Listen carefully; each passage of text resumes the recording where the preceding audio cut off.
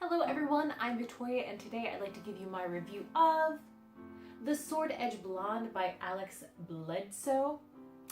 Just a little warning, there's going to be some ranting going on. Whew! So this is a fantasy combined with kind of a noir detective story, and I gave it 2 stars. This was really difficult to get through, and it had so many problems. So let's start off kind of a little bit of a rant. I'm sorry if I curse at all. Whatever, let's get into it. So essentially, this is, like I said, a noir crossed with a fantasy, except not really. It's kind of like somebody wrote a noir. Alex, he wrote a noir. And then his editor was like, what are you doing? This is kind of boring. Maybe tack something on to the side of it to make it more interesting. And Alex is like, you know what? I'll set it in a fantastical world, but I'll do no world building, and all of my dialogue will sound exactly like regular people speaking, and even their names will just be regular people names. Like, I don't know. Oh, like Eddie and Phil. Yeah, there's the king, Phil, and Janet and Kathy. So, not really fulfilling the fantasy part of fantasy. Anyway, moving on.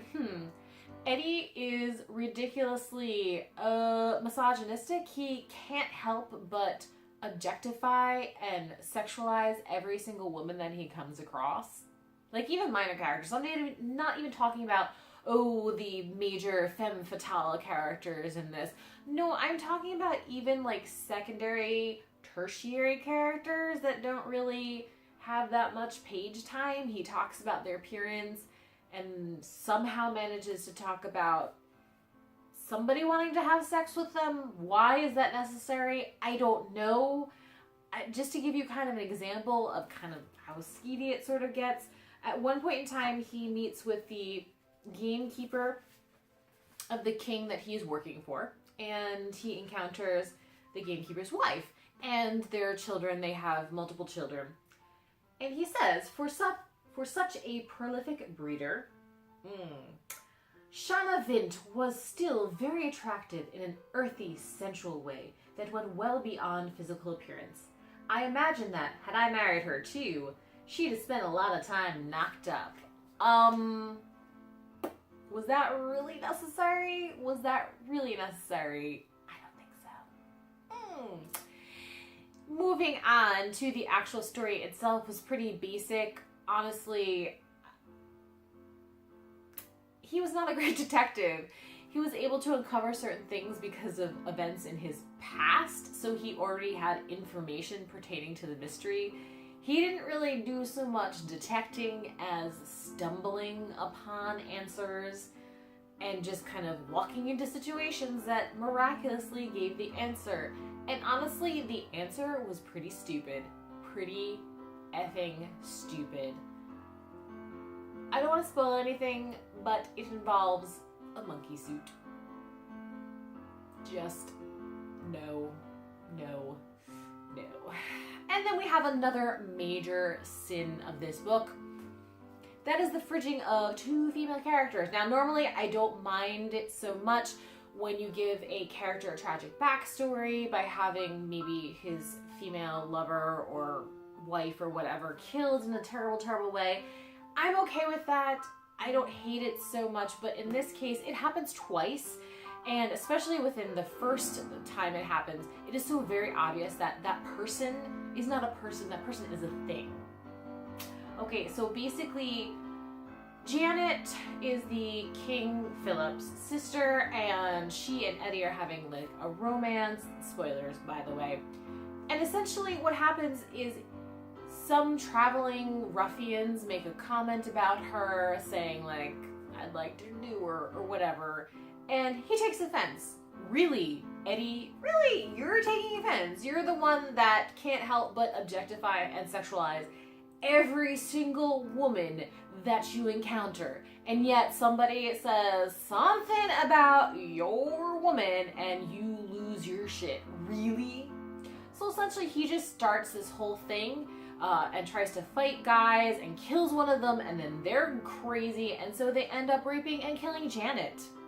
So, good job, Eddie. Good job. And it's obvious that Janet isn't a character. She is just a terrible experience for Eddie. We never get to understand Janet's character. We never get to understand what she would have been like had she survived. All Eddie does is feel bad about this incident. It just affects him on an emotional level. Not necessarily because he misses Janet, because we never meet her as a person. She's never a person. She's just a tragic event that caused Eddie some sort of pain and misery. So, great. And, you know, that would be offensive enough, except that it happens again with another character in here, where she is fridged, she is killed, again to give him some sort of misery. Why? Why? Twice? Really? Really? So overall, just the depiction of women in this is pretty ridiculous, and Eddie is not a likable character. The lack of world building, the tacked on feel of this fantasy world, I just could not get behind this book. I really had to push through it.